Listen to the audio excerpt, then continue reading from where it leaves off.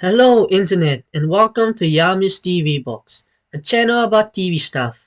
But let's face it, at this point all the good movies and TV shows are online.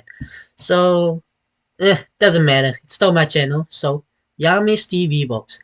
So, my theory, or rather, my question, how is Forky alive? Yes, this guy. The Spork in Toy Story 4. We know that toys come alive due to the Pixar theory about harvesting human emotions as a source of power, as seen in Monsters Inc., where they first used the screams of children as a power source, and then later where they used the children's laughter as a source of power. So, Forky, how was he or it brought to life? So when Woody introduces Forky to the gang, he tells him that Bonnie made a new friend, and this is something that will help us in the theory. So we know that strong emotions when the toys are alive within the Toy Story movies. When the toys are loved by the kids, they come to life. Simple. And the little penguin Squeaky, who was forgotten by Andy, was sick and dying. Big but yeah. Yes, in the story, it's only the toys that are brought to life, using the emotions of the children. But in other movies, Monsters Inc., they convert it into electricity.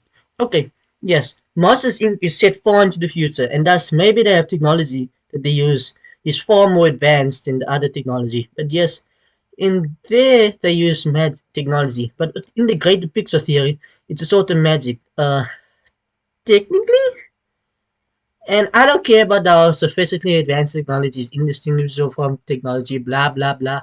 I don't care. We can clearly see that magic and technology mix a lot in the Pixar theory. And in Onward, they first had magic before someone, I'm assuming their version of Ben Franklin, discovered electricity. And they started using that. Boom. Before you say anything about Onward taking place on a different planet, yes, that's true. But it's still something that's related to the larger Pixar theory. Cause this is something that really helps you. Well, why? Well, because they are linchpin here. Did you know that lightning appears somewhere else in the Pixar timeline? Yeah. In Finding Nemo, this truck driver is wearing a lightning bandage. Why? Because lightning existed as a human, or at least the driver of lightning. Yep, lightning's driver. If the Pixar theory is to be believed, then the cars are brought to life by the emotions and memories of their drivers. It would explain why everything in the cars was resembles ours. Well, besides the fact that the cars would exist very far into the future, thus they would most likely be remnants of the old world, like the Eiffel Tower and Route 66 that we see in the Cars movies.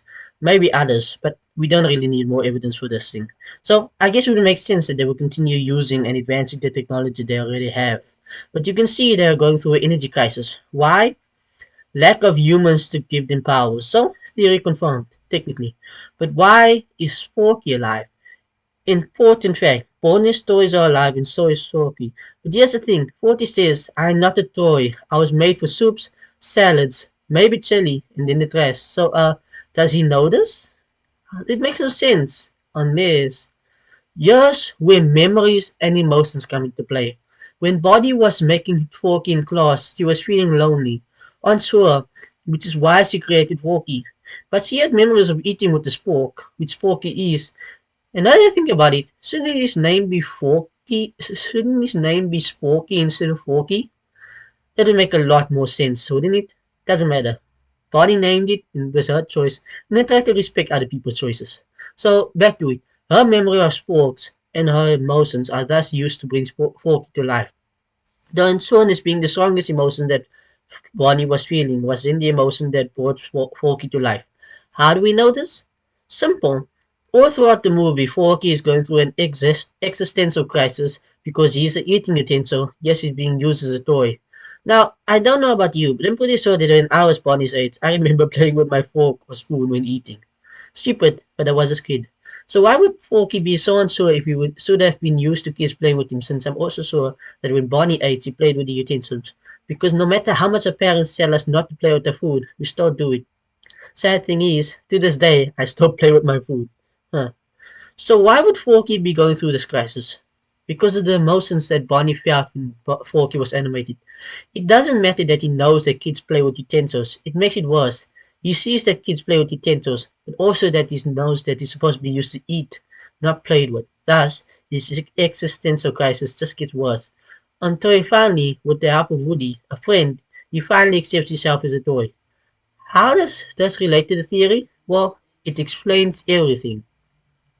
Bonnie created Forky when she was lonely and looking for a friend, which would explain why when Forky finds a friend in Woody, his problem goes away, because Bonnie's emotions powered him. In her mind, having a friend could have helped her out of her funk on that first day of school, which is why when Forky and Woody becomes friends, Forky finally accepts his role in the greater scheme of using humans as batteries. This has been my Toy Story 4 theory as to why Forky is alive. Thank you for watching, and remember to subscribe if you want more content like this.